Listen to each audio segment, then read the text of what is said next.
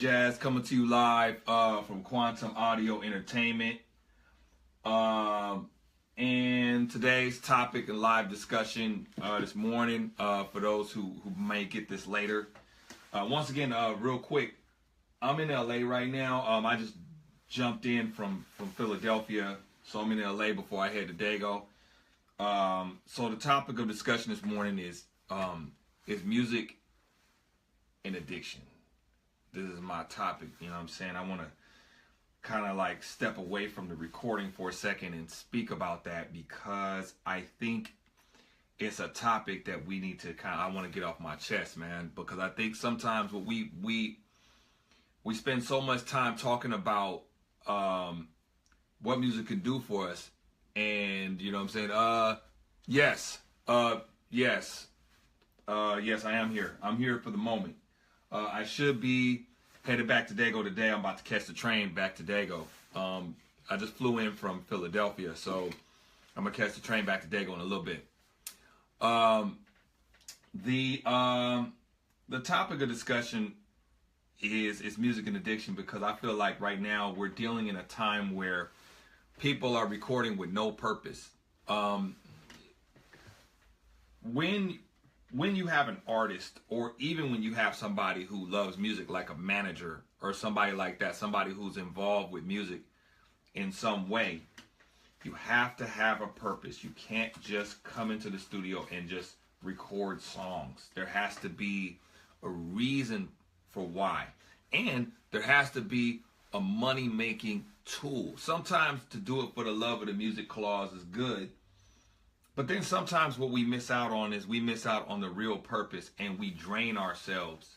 It's kind of like drugs. I know a lot of people that, you know, I talk to, and they say, yo, I love music. I'm doing this, and I'm doing this for the love of the music clause. And I say, okay, good. I said, that's good, but you've been doing this for 5 years, and there's no solution to what you're putting together. So sometimes people just record.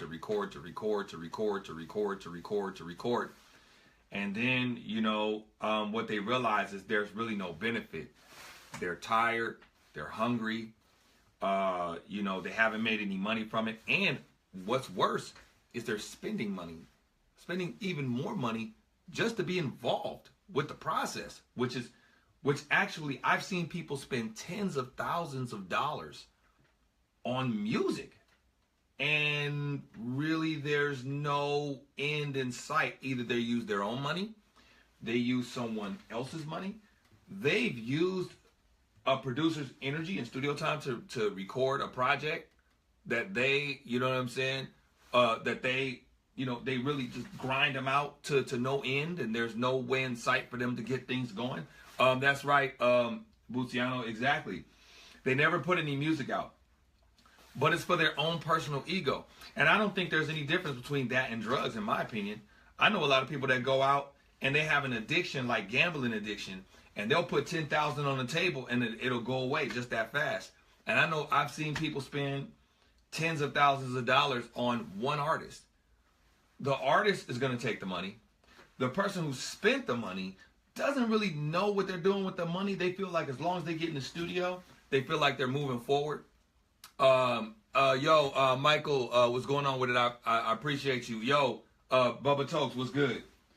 And I think what happens is we lose sight of what our purpose is, what we're supposed to be doing, which is, in my opinion, the idea of doing music is that music pays you back. When you do not get an equal return on your investment, then you've lost sight of your true goal. And the gamble is cool, but then how long can you gamble on this music before somebody comes and says, hey, you know, your wife will come to you, or your husband will come to you, or your family members will come to you, or somebody will come to you and go, hey, yo, check it out. Joshua Michael, what's going on with it? Good looking from Beverly Hills, what's popping? And my thing is this.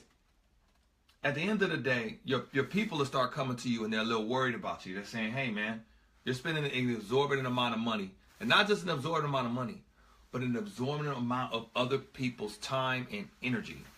And we have to start coming up with the first things first is understanding how to have an equal balance of energy being passed from what you're putting into this music for what music is giving back to you. When I first started, when I was young, I was 20 years old, I would spend days in the studio at City College, days and days and days, and days in the lab, days in school, days, I would do that even to the point where I got sick, to days where I wasn't eating, I wasn't sleeping, I wasn't drinking enough water, I wasn't taking care of myself, I wasn't sleeping enough. And it got to a point where, I was like, man, like, am I really making any money from this? And then artists will come to you, Master Jedi, what's going on, Davey, what's up? And then, next thing you know, artists will start coming to you and going, I have a dream, and I need you to be a part of this. So, I need you to make these beats right now. I need you to kill it so we can all be famous. Yeah, let's do this. And so now, I'm back in the lab. I'm back toiling over music for hours and hours over an artist that may or may not make it. Now I done spent a year on a project that is not going to go anywhere. The artist may not even have the money to put anything out, no investors. He doesn't even have a business plan, nothing. But the dream of making it and that addiction to the idea, it's like going to the casino. You roll craps every single time. So what do? You say, all right, cool. You grind, and then there's nothing to show for it because the ego of the artist, and sometimes the ego of the producer, and sometimes the ego of the manager can wash over the overall goal, which is to make your money and your time back. You can never get that time back. And you don't really realize it until everybody's energy is expended, everybody's money is expended, and everybody's time is expended. And you can't get that back. That's not something you can get back. And I think that the studio should be the last place you come. When I'm in here in the studio, like when I'm done with the studio, I'm out.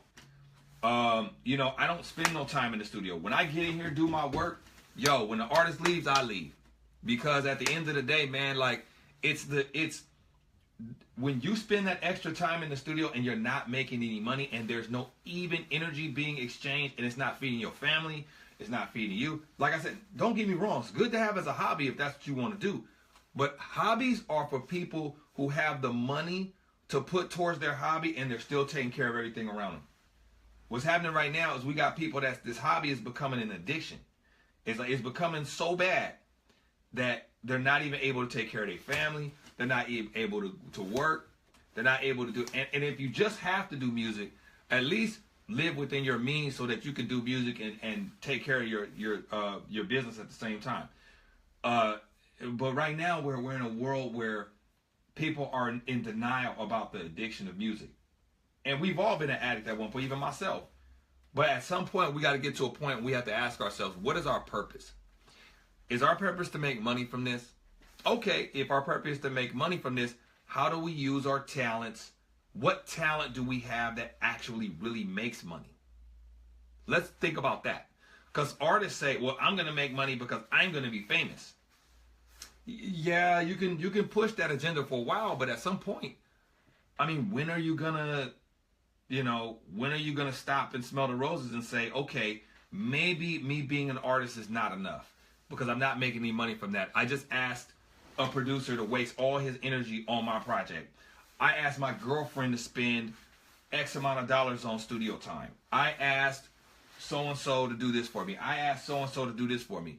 And it gets old and you burn bridges like that. You know what I'm saying? It's so many bridges you burn to a point where you just have to say, you know what? I need to take responsibility for this addiction I have to this music and say, you know what? Maybe I need to stop wasting people's time and my own time. Maybe I need to start taking care of myself better. Maybe being an artist is not everything that I need to be doing right now because it's wasting a lot of my time and other people's time. Maybe I should start thinking about what is my greatest gift in this artistry? And it doesn't necessarily have to be an artist, but how can I generate money? There's a lot of people out there that need songwriters, and people pay through the nose to get it.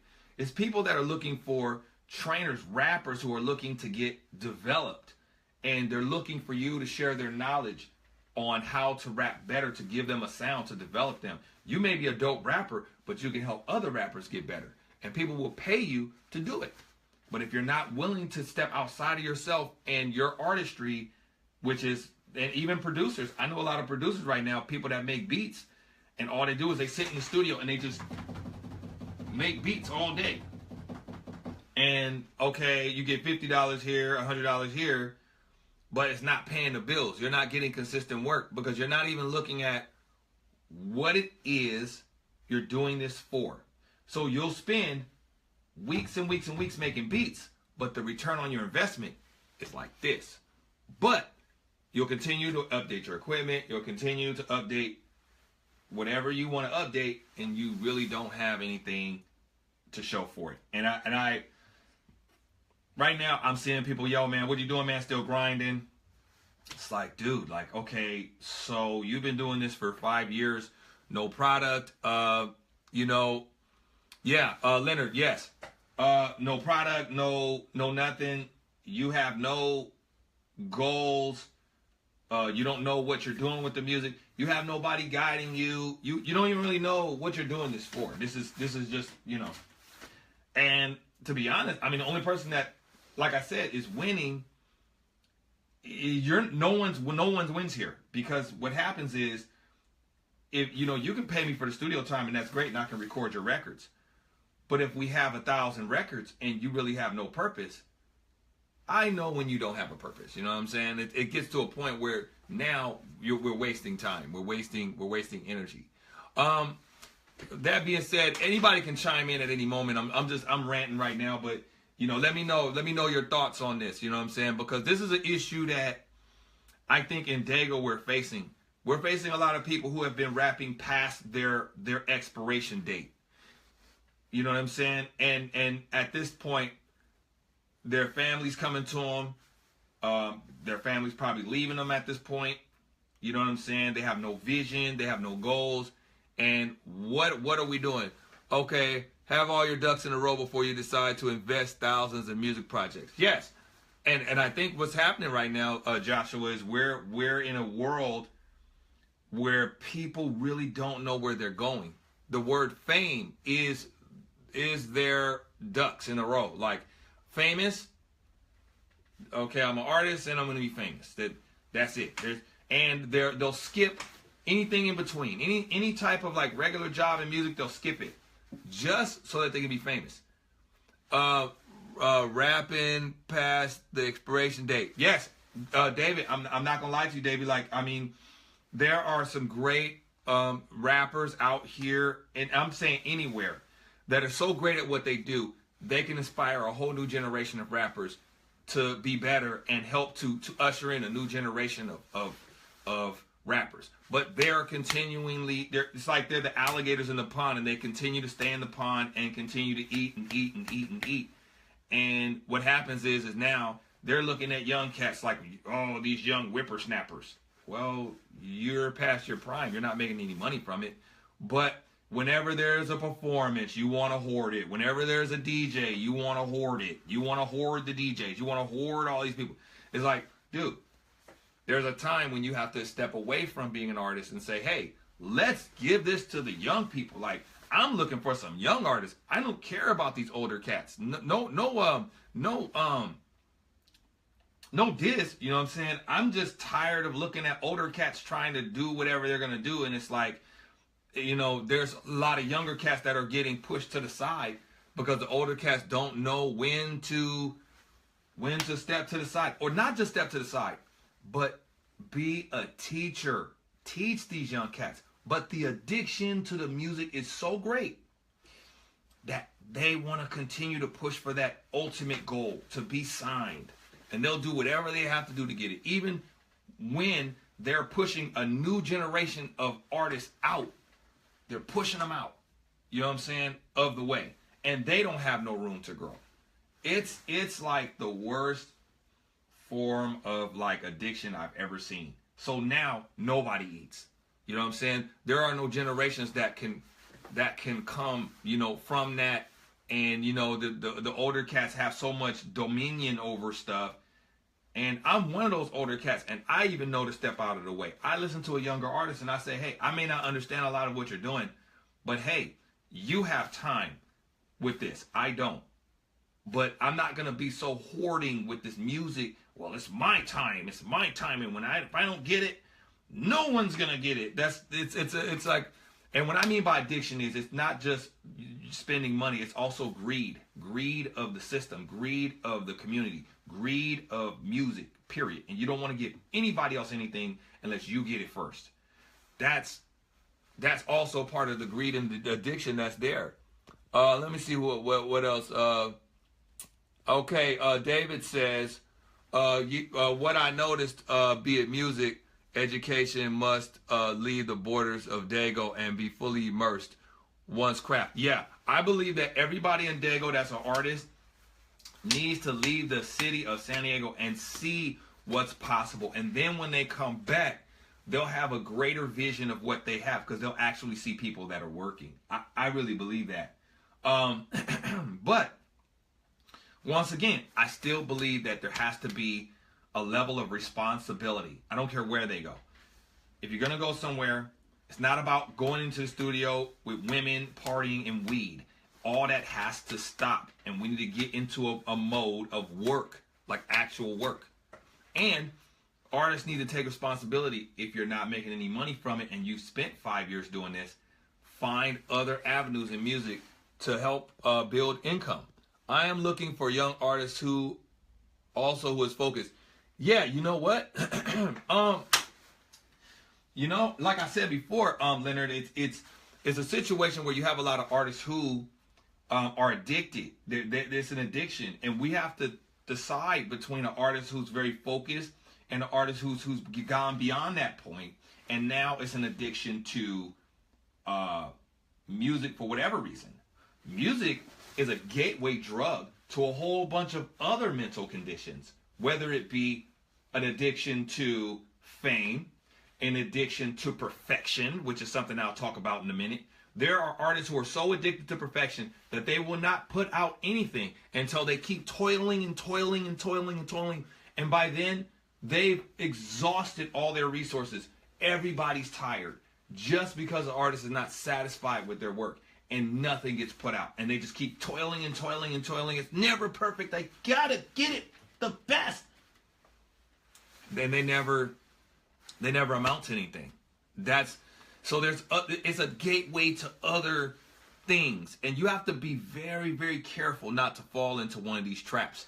I pay most of my bills off songwriting, but I'm a city where it is possible. It's hard to get into songwriting in some cities. Well, I think it's possible. I think it's possible. You just have to be good at what you do. I think that there's a lot of people who are just not good at their craft. The key, though, is that the people that are 30% good need to step out of the way and let the people that are 100% good at what they do step in and do the job. I think that would be a good solution to that problem. Don't enter into this business with unreasonable expectations. I realize that there's no easy way to the top. I'm 40 now, and I have been working with younger artists and mentoring them, and mainly songwriting. Yeah, I mean, that's the key right there. You know, you got to get in with these young people and find out what they're good at. Josiah, what's up with it? What's good? I see DK Kelly was good. Wolfman Jack was good with it. So once again, if you guys have just joined me, I'm talking about music as an addiction, and a lot of you know what I'm talking about. If it hasn't been you for a while, I'm sure you've had artists come to your studio and they have no idea what they're doing. They have no idea where they're going in life. They have no business plan with this music. They're wasting time. They're wasting precious time. So when it comes time to get in the studio and work on something, a lot of people just want the euphoria and the euphoria of being in the studio and getting all that energy and all that and weed and girls and this. and they have not finished anything, or they haven't finished any viable product. And that's kind of what I'm talking about today. I agree 1,000. Music has no boundaries. It doesn't. And I think that people need to focus on that. Anthony Sanchez, I see you, bro. DK Kelly, I know you got some ideas about that. Dwayne Kelly, we're talking about addictions. Do you know any artists that have an addiction, bro? Because this is a really serious topic, man. And it's weird because this is what we're all in here to do. We're in here to do this. This is what we're here to do. But there's a balance. You know what I'm saying? We can't be in here every day. We can't be in here freaking every day, 24 hours a day, sleeping in here, doing music all day just because this is what we want to do. Like, we can't do that. Like, the studio is like the final call. Like, the only time we should even be in the lab is because the artist is already ready. The producers have done their pre-production. And if we're going to do business, fine. If we're going to record the record that the artist has rehearsed, okay, fine. But after that, you know what I mean? Like, what are we here for? If we're in here anytime after that, like even me, like, I have a lot of ideas as an artist, but you will not see me in here trying to record a whole bunch of stuff. The only time I've ever tried to record anything of my own is when I took a class at Mesa just recently. And that was fun, but it was outside of my own studio, and people couldn't believe that I was at Mesa recording songs. It was tripping people out. People didn't understand it. But it gave my studio a breather. Music is in direct link to a woman or man's soul. It's a spiritual creature's experience. It's addicting because it's a form of creation. Yes, and this is what I'm talking about, Charles. There has to be a balance. As with anything, I mean, you talk to people that smoke weed, and they'll tell you it's a spiritual experience, And I denounce that. I feel like, spiritual experiences are only in the mind of the person who says it. Somebody will say, "Oh, music is spiritual." Yes, but if it's a euphoria, which people sometimes, they mistake spirituality for euphoria. I feel good. I feel content. I feel at peace with myself. Well, you feel content and at peace with yourself, but right now your bills need to be paid. There is an exhausting amount of labor that you've caused somebody to do, and they are tired. The studio's rent needs to be paid. Who's going to pay it? Like, all these things sometimes get washed over in the euphoria of this. And we have to come to terms with labor costs money. We have to find a way to balance the engagement. Music costs money. Equipment costs money. Space costs money. Everything costs money. And we have to find a way to balance it. Balance it. Artists will come and they will rob you dry. I have a deal with Universal on the table, and I need you, bro. I need you to sacrifice. I need you to sacrifice everything you have on the table right now because we got this deal on the table, bro. And I say, $500 a song. Oh, Jazz, man, I understand, bro. Like, you got to just work with your boy, man. When the train leave the station, man, I want you to be with me, bro, but you got to really just work with me, bro. Nah, I'm good. Let me know when you have the bread, and then we will talk about the even distribution of energy with this music. I'm not concerned about fame. Fame is a weird thing because it's in the mind of the person. You know what I mean? And people sometimes get that confused. You know what I mean? Oh, I want, I got this deal, and I need 10 songs right now. I need them right now. Jazz, I need you to get in the studio. I need you to do your magic. No, I ain't got no money right now, but we're going to get the money when you finish the songs. And then the artist disappears, and then we've wasted a gang of time. You know what I mean? It's like, it's, 10 years, yeah. And sometimes I get frustrated with that, dude. You know what I mean? It gets to a point where you're like, okay, well, where you can find a balance of when it's time to make money and when it's time for politics. And sometimes people spend too much time in the political realms and not enough time in the balanced realm of creating. And I'm kind of in a whole nother realm. I feel like the purpose for me to do music is to inspire others. And I'm not just talking about artists. I'm talking about other people, to inspire them to be better and be more focused. Because right now, nobody's filming this stuff. Everybody's in their little world trying to create a nirvana for themselves, and yet we can show and inspire a generation to be more focused and see what it is we do and tell them what it is we're supposed to do. Not referring to outside influence like weed, because music is a form of creation. We are naturally drawn to that.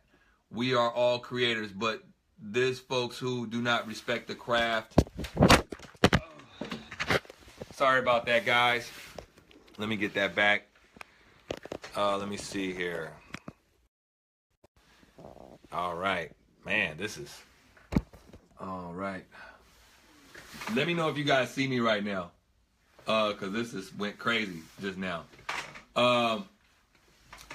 Let me know if you guys see me. Let me see.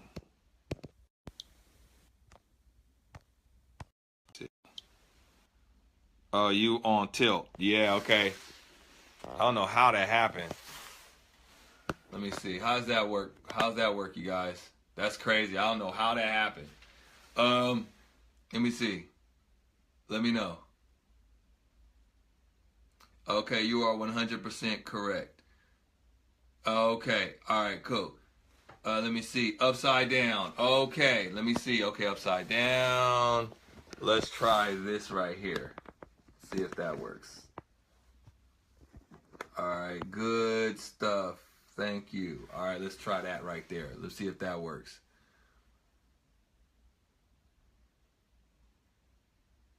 You upside down. Damn. I don't know upside down. That's crazy.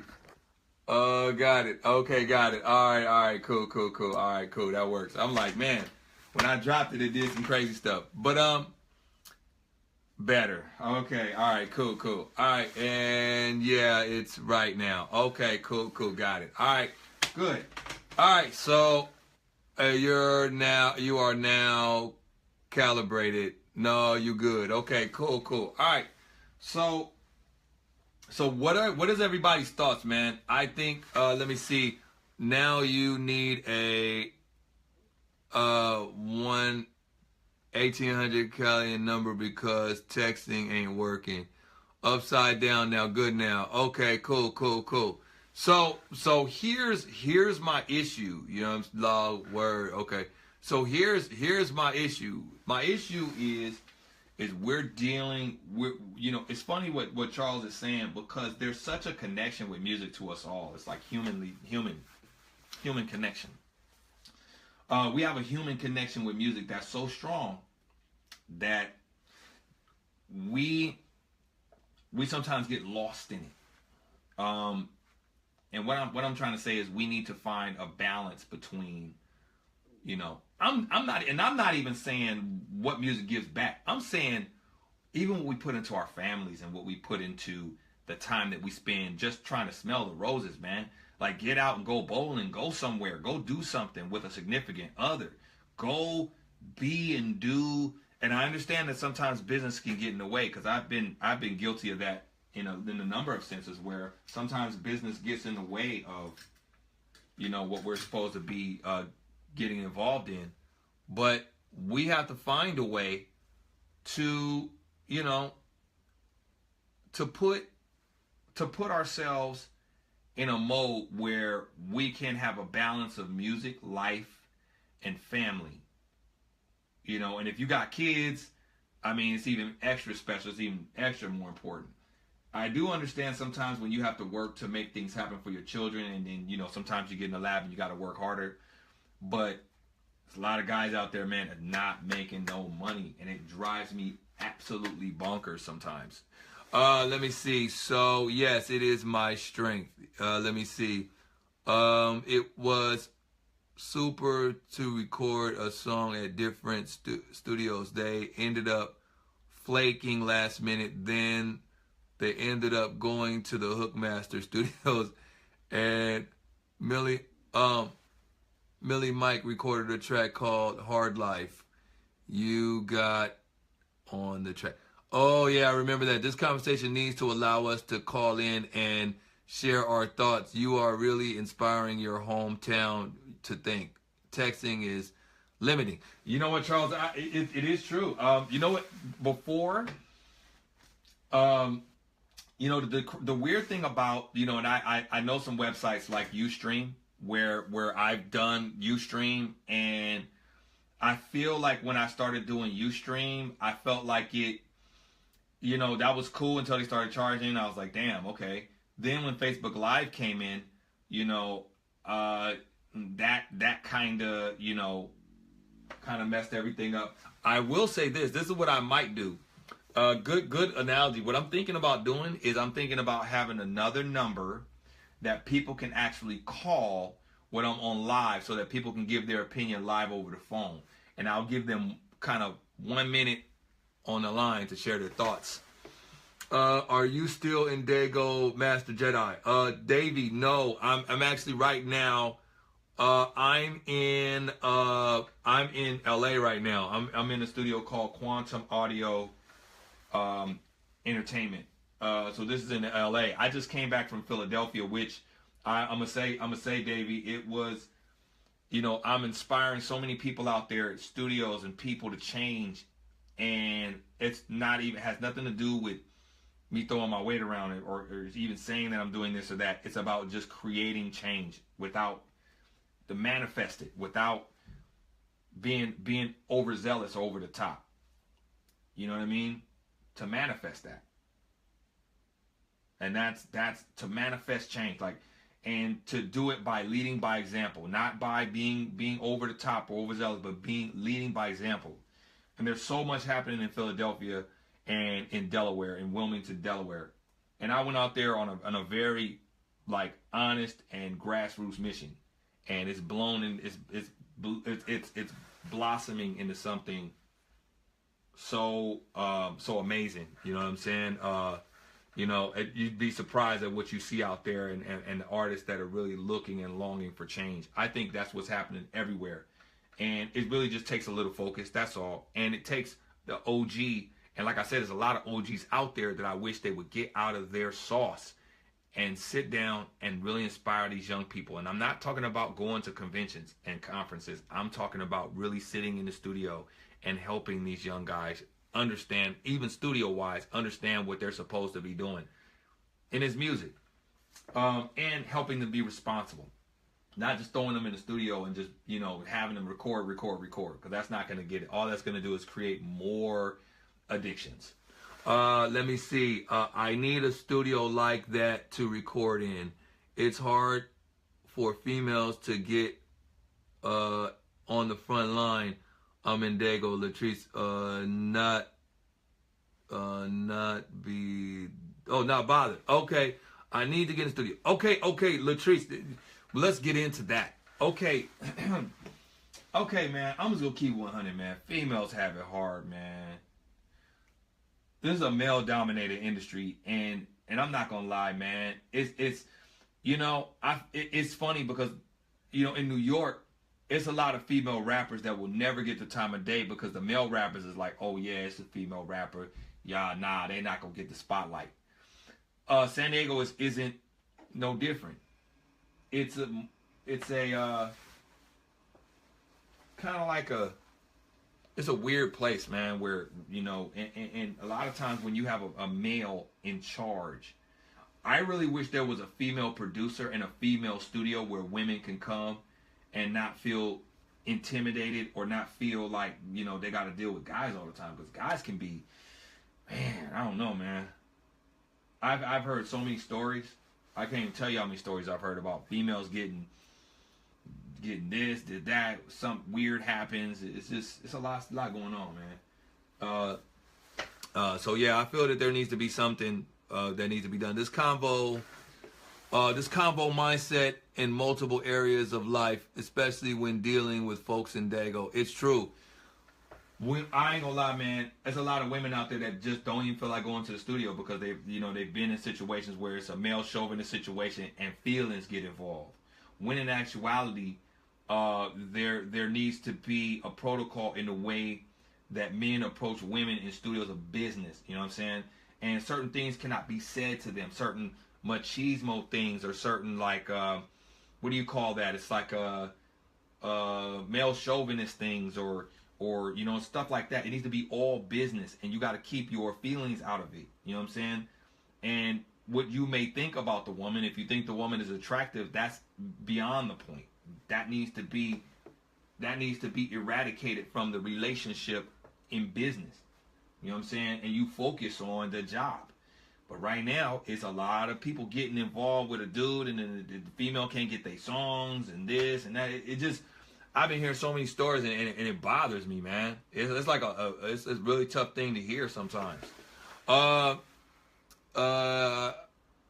me see, song here, humping for beats. Look that up.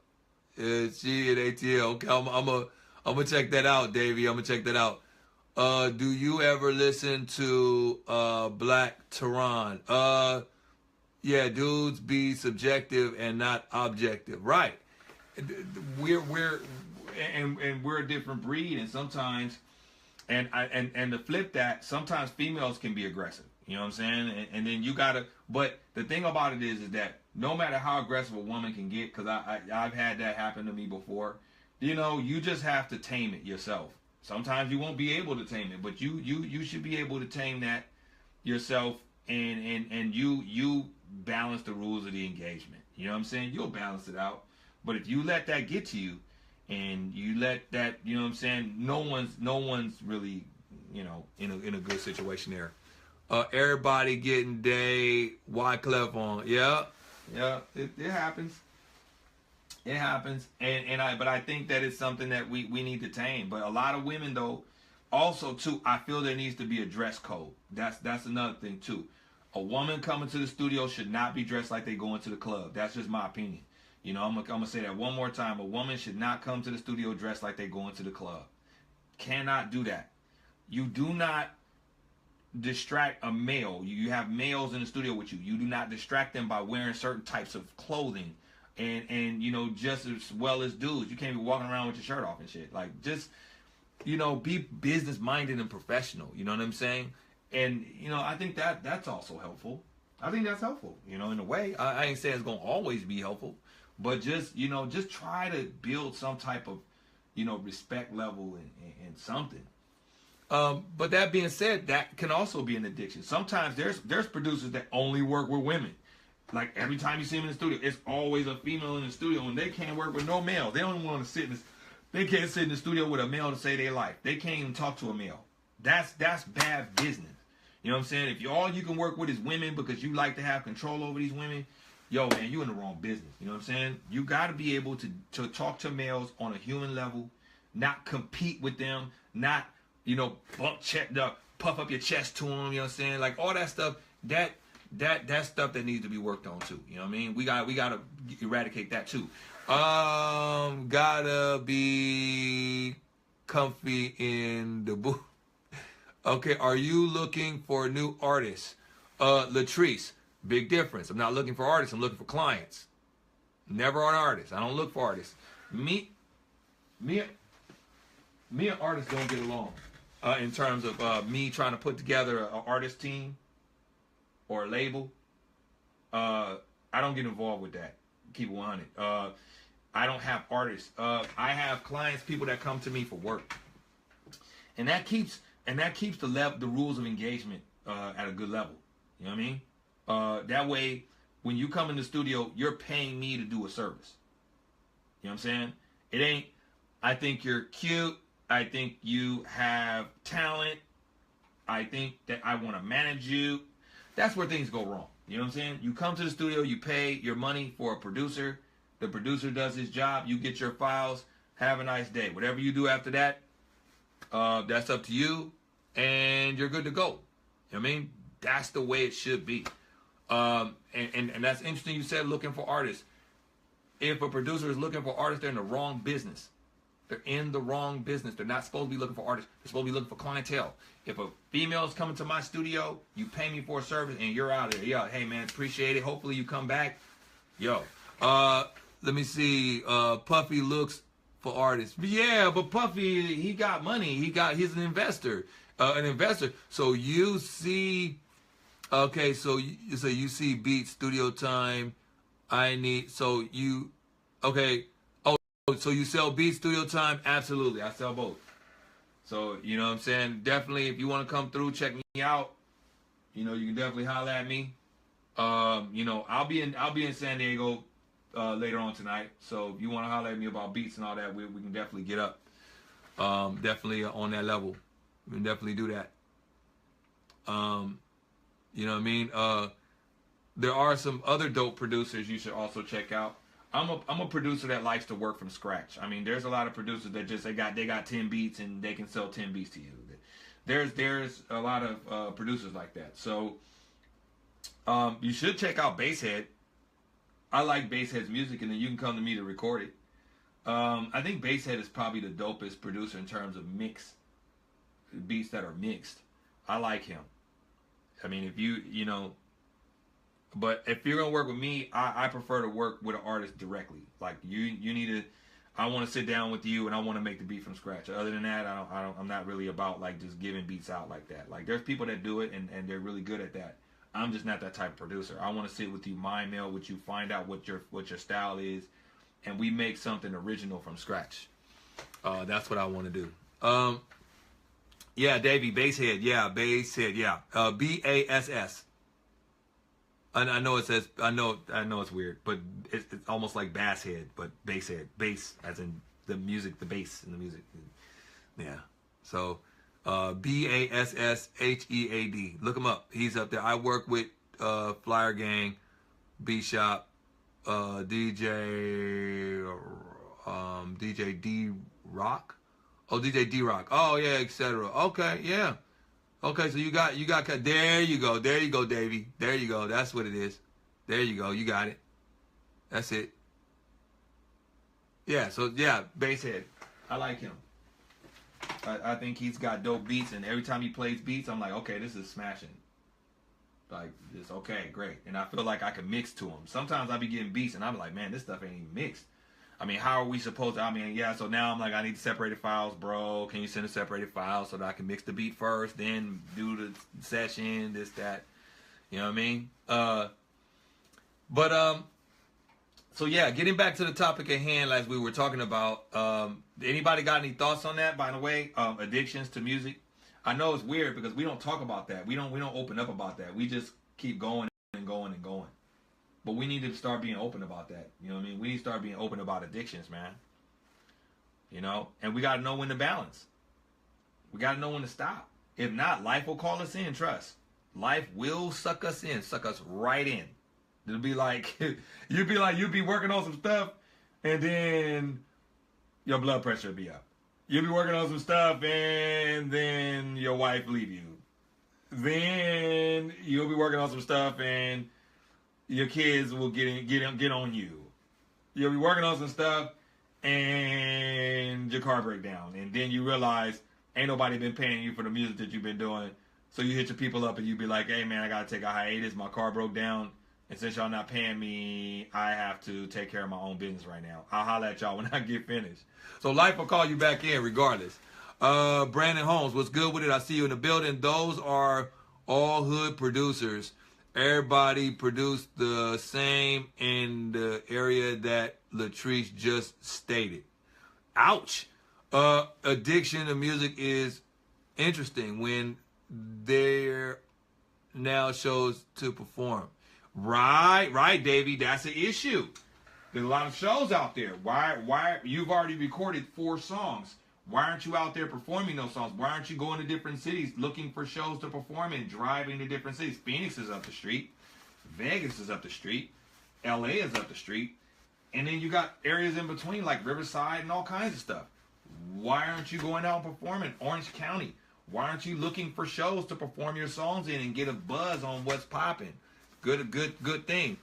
Now let's talk about. Okay, look. Okay, so this is what I want to talk about, Davey. Okay. What's up, Jazz? Late but tuned in. Yeah, we're talking about music addiction. We're kind of jumping on different topics, but yo, Davey, I want to talk about that situation with like hood producers. So look, I feel there's room for everybody. You know what I mean? Okay, you know, yeah, it's trap. But it like I do agree that there has to be like it can't be subjective to what I think might be good. I may think that all my beats are dope, but that may not be what the artist wants. You know, the artist might want some hood shit. That may be their thing. You know, and that's cool. I accept everybody in their mode. I accept everyone. I think everybody is there, even with Beat Shop or, you know what I mean. I think she said something like I forgot what she was saying. Flyer Gang, you know what I mean. Like all those guys. Like I'm cool with all them dudes. I think it's good, man. I think we need diversity. Like I'm sure that people would probably listen to what I'm doing and be like, yo, Jazz is like hella weird and shit. Like they probably listen to my stuff and they probably be wondering what the hell I'm doing. It's definitely not what they're doing. Do I feel that the industry is saturated? Yes, I believe everybody's on this trap thing right now. And to be honest, I don't really think that can generate business. I believe that every producer should understand different genres of music and understand how to work on a whole bunch of different genres so that when the money comes, they'll have an exorbitant amount of money. They can work in any industry. But I ain't gonna lie, man, that trap has pigeonholed a gang of producers. You know, like I said, there's some good ones like Basshead I think he can win. I think he can exist and he's just got dope beats, period. But there's a lot of producers trying to make trap beats and they'll sell a couple of them, get them off, but at the end of the day, you just want to be diverse, you know what I'm saying? Make whatever is hot and to you, and you start you understand the different tempos, you understand the different, because it's funny, like it's produced like I'm a dope producer, I'm the dopest producer ever, and I'm like, okay, can you produce can you give me an R&B beat at 90 beats per minute? And cats fall off. It's like, man, I mean, I can't get nothing. It's funny. I be looking at these beat competitions, and I'll be like, it's so easy because everybody wants to hear a hip hop beat and a battle beat. But I want to challenge them to make something outside of their comfort zone. Challenge a hip hop beat maker to make R&B, and usually it don't fly. You know what I'm saying? They can't do it because they're so busy making those dang beats in their genre, they can't seem to get out of it. Let me see. I think music is getting oversaturated. Everybody thinks they are the artist and producer these days. It kind of gets in the way of the real hustlers out there doing it. That's why I just do music in the let me see more in the side. On the side and sell beats just to my homies and focus on my fashion. Yeah, it is that way. I didn't want a studio at first, but the reason why I got one is so I didn't have to be in studios that were oversaturated with that I could focus on building my own brand. Because I'm gonna tell you something. I'm in the lab with a whole bunch of people making trap music, and you know, now it's weed, smoke, and this and that. So then when the gospel want to come, don't nobody want to come. When the R&B's want to come, don't nobody want to come. And I just got tired of that. You know what I mean? That's why, I want to build my own so I can make whatever music I want and not feel like I'm pigeonholed into this category. Hence, many artists are not diverse in 2017. I ain't gonna lie to you. I say 85% of the artists want to be Bryson Tiller. That's my opinion. Man, I say everybody want to be Bryson Tiller. Everybody got a Bryson Tiller beat right now. It's just like or type beat. Man, the word type beat. You want to talk about something that's alien. Type beat. That's the killer. I can't tell you how much of a killer that is. Type beat. Like if I hear the word type beat one more time, I'm going to go absolutely crazy. let me get a Bryson Tiller type beat. Let me get let me get a Jeezy type beat. Let me get a Drake type beat. Let me get a Lil Yachty type beat. Let me get a something type beat. And that's all wrapped around artists and what they want to hear. And I don't go by what artists want. When I produce, I break rules. I don't want to do what an artist feels they want me to do. If I did that, then we wouldn't have good records. I just can't do it. You know what I'm saying? Artists will have you in the lab cooking up the same song 15 times just for their pleasure. I'll never do that, dude. I'll never do what artists tell me to do. I break rules. You know, you want to work with me as a producer, I'm gonna break rules. You know what I'm saying? I'm not gonna do this type